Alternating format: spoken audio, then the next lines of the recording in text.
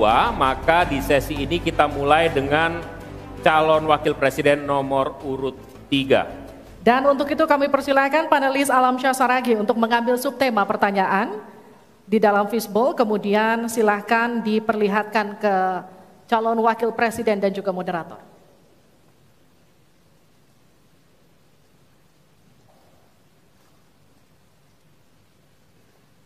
Dimasukkan ke tempat yang kosong, tidak apa-apa Pak? Iya.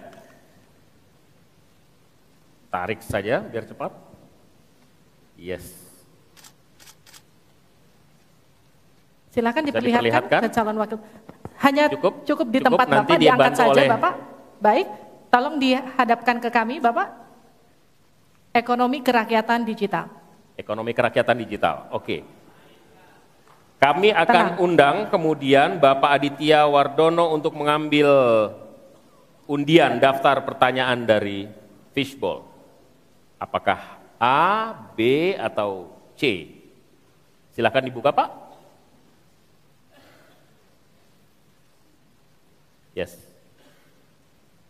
C. Jadi ekonomi kerakyatan digital C. Kita akan buka amplop pertanyaan, Bapak, masih disegel amplopnya.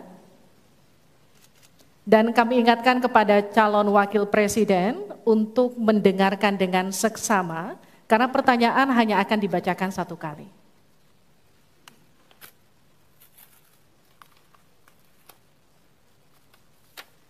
Pertanyaan untuk calon wakil presiden nomor urut 3, Bapak Mahfud MD, terkait ekonomi kerakyatan dan digital. Digitalisasi membuka akses pasar yang lebih luas, tetapi juga berpotensi merugikan usaha mitra dan konsumen melalui penyalahgunaan data digital. Pertanyaannya, bagaimana kebijakan paslon untuk mengatasi hal tersebut? Waktu untuk menjawab 2 menit. Dimulai sejak Bapak menjawab. Kami persilakan. Baik, kalau kebijakan data digital, yang terakhir ini kita sudah punya 2 undang-undang yang baru, yaitu Undang-Undang PDP dan Undang-Undang ITE yang baru saja diresmikan.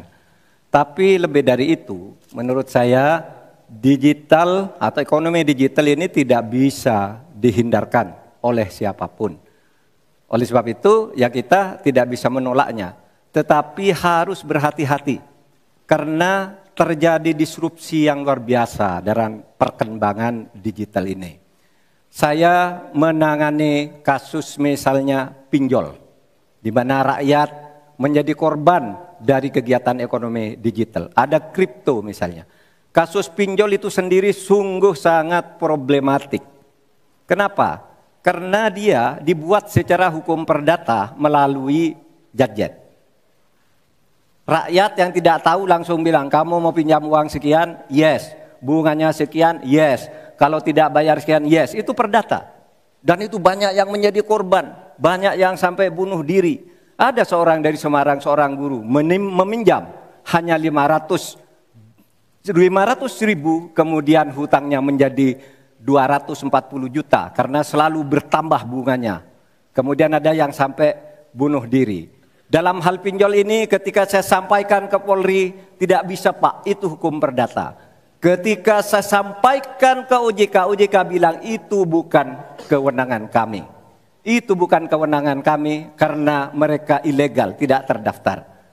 Berkali-kali saya panggil, kemudian saya undang dalam rapat bersama gabungan di Menko Polhukam, kita nyatakan bahwa itu tindak pidana dan harus segera ditangkap. Itulah dalam sehari kemudian ditangkap 144 orang di hari itu juga. Sekian. Baik, tepat waktu. Selanjutnya kami berikan kesempatan kepada calon wakil presiden nomor urut 1 untuk memberikan tanggapan atas jawaban yang disampaikan oleh Pak Mahfud tadi. Silahkan Pak Muhaimin, waktu Anda 1 menit. Ya, benar sekali bahwa antara perkembangan teknologi digital dengan kemampuan UMKM kita masih terjadi gap. Oleh karena itu harus ditindaklanjuti Pak Mahfud.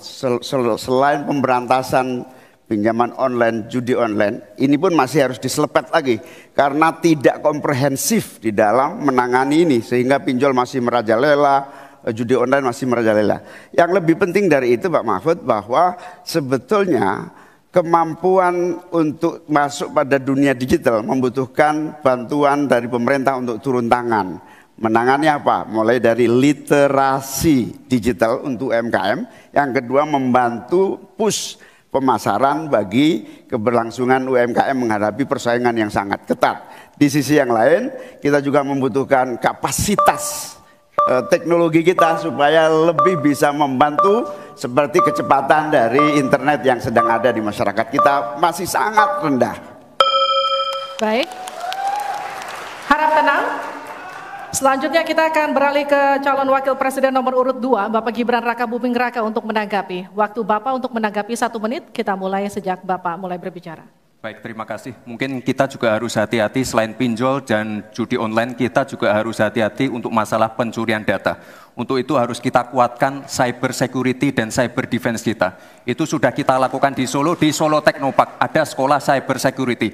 Dan yang perlu tekankan lagi adalah bagaimana para e-commerce ini bisa comply dengan regulasi kita. Jadi sudah tidak ada lagi nanti ke depan yang namanya shadow banning, yang namanya price dumping, yang namanya barang-barang cross border yang membunuh UMKM kita. Kita ke depan harus melindungi UMKM, dan kita ingin sekali lagi, karena tadi Cak Imin bicara masalah literasi keuangan dan literasi digital, ke depan yang kita siapkan harus ada penguatan SDM, penguatan manusia digitalnya. Karena itu kita ingin anak-anak muda untuk ikut andil dalam hilirisasi digital yang akan kita canangkan sebentar lagi. Mohon tenang, mohon tenang. Saya hargai jika kita semua kooperatif. Terima kasih. Saya berikan kesempatan kepada Pak Mahfud kembali untuk memberikan tanggapan atas tanggapan dari jawaban Bapak yang sudah disampaikan oleh Pak Muhaimin dan Pak Gibran. Waktu Anda 1 menit untuk menanggapi, dimulai dari Bapak menyampaikannya. Alhamdulillah, apa yang diusulkan, ditambahkan oleh Cak Imin dan Mas Gibran itu sudah ada di visi misi kami semuanya. Tinggal baca itu. Misalnya kalau bicara infrastruktur agar bisa merata tapi aman, kadang-kala kita bicara infrastruktur itu hanya jembatan, rumah, gedung dan sebagainya. Padahal ada 3 infrastruktur yang harus dibangun. 1, infrastruktur fisik seperti yang sekarang ada, lalu infrastruktur regulasi, kemudian infrastruktur digitalisasi. Itu penting dibangun ke depan. Sama, terkait dengan itu sudah ada juga cyber security. Bahkan saya sendiri yang memimpin rapat di Menko Polhukam dengan memanggil pihak-pihak yang terkait dengan tugas-tugas ini agar cyber security ke depan ditegakkan dengan sebaik-baiknya agar kita tidak selalu kecolongan. Selesai. Mohon tenang. Harap tenang.